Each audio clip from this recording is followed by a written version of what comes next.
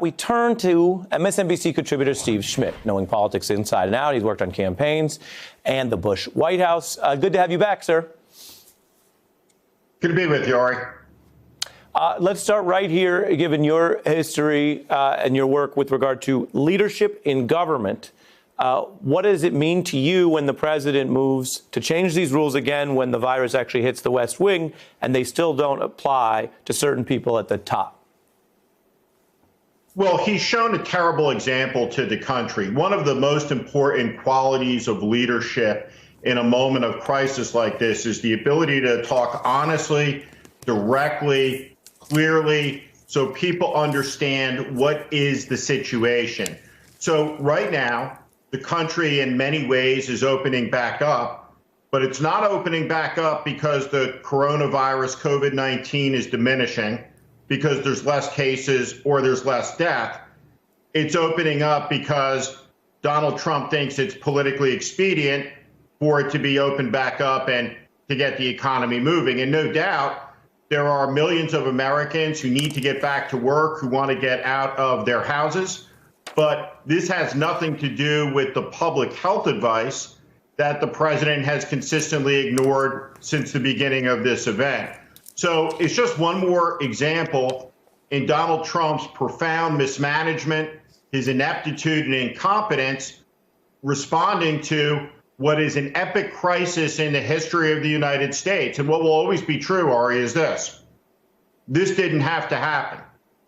It didn't have to be the case that we'll lose by August, according to the model, 137,000 Americans, most likely more. We didn't have to have a shattered economy. We don't see this in other places around the world. And we saw at his news conference today, on top of the overt racism at the CBS White House correspondent, we just saw more delusion, more happy talk, more fantasy, more dangerous fantasy that in the end will get people in this country killed. Steve, and we've seen a president who was just completely overmatched by events from beginning to end. You mentioned that exchange and your view of it. For viewers to understand, I will play that. This was a back and forth about China, among other things, and the claims on testing from today. Take a look. Said many times that the U.S. is doing far better than any other country when it comes to testing. Yes. Why does that matter? Why is this a global competition to you if every day Americans are still losing their lives and we're still seeing more cases every day? Well, they're losing their lives everywhere in the world. And maybe that's a question you should ask China. Don't ask me, ask China that question, okay? And it led to a rather tense back and forth. You wanted to weigh in on that? Well, it just demonstrates once again his manifest unfitness. We see his bullying. We see his nastiness. We see the racism there. And the question was an important one. The fact of the matter is this. The United States is the epicenter of the COVID-19 virus, period. The United States is the place in the world where you are most likely to die of COVID-19. And if you do have COVID-19, equally between this country and another country, you're more likely to die from it in the United States. There was a columnist who pointed out that at the height of World War II, we lived in a country that turned out 8 combat aircraft an hour, and now we can't make cloth masks and PPE. Our healthcare responders, first responders are under-equipped. This has been a national disgrace, and there has never been a moment, not under a Democratic president, not under a Republican president, in our lifetimes or in the last 75 years where the United States has appeared more weak to the rest of the world than it does now. We look weak and pitiful. We look like a basket case on the world stage with our dishonest, delusional, divisive president who just is not equipped at a moral level, at a mental level, at an intellectual level to be able to lead the country through this. And so we're less than 200 days away from an election that's just profoundly important because he demonstrated yet again today that he has exactly zero capacity to lead this country out of this. And it is delusional BS happy talk in the extremis. When Steve Mnuchin or Donald Trump say everything's going to be fine by the third and fourth quarter and will be booming next year.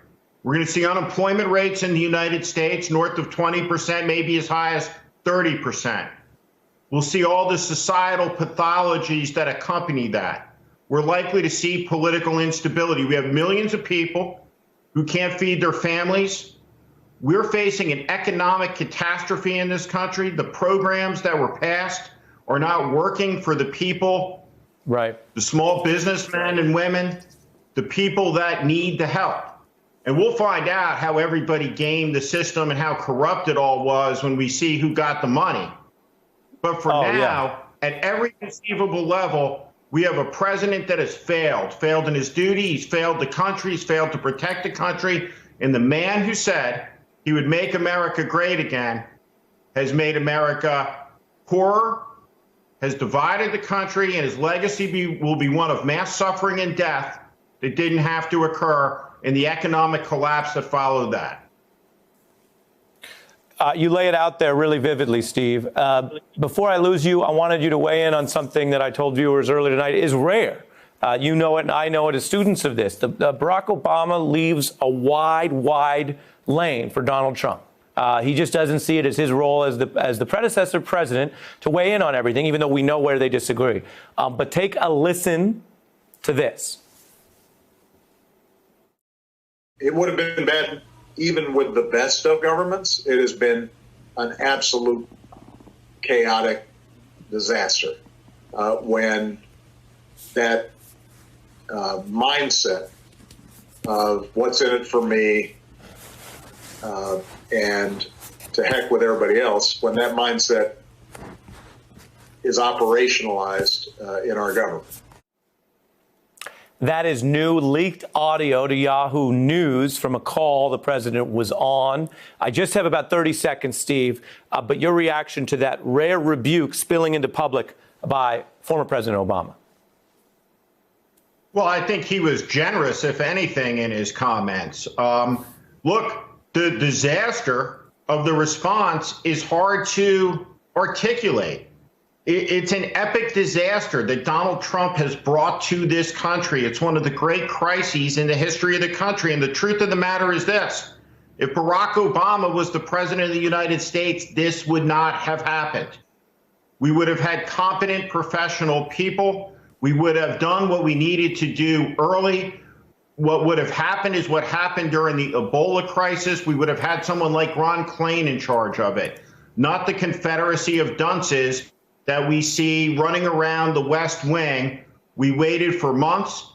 We see the Blame China campaign starting, but it is the ineptitude and incompetence of Donald Trump, period, full stop, that is responsible for the catastrophe in this country. And no amount of gaslighting, delusion, fantasy happy talk changes that reality on a day-to-day basis, as we will recover from this over a period of years, because of the 2 months where Donald Trump was on a revenge mission, hate tweeting, and paying attention to all manner of stupidity, everything except his essential duties, which were to protect the American people. And he has failed his duty in a way that no president in the history of the American Republic ever has, period. Period. Longtime Republican strategist Steve Schmidt. Thank you for your clarity and your time tonight, sir.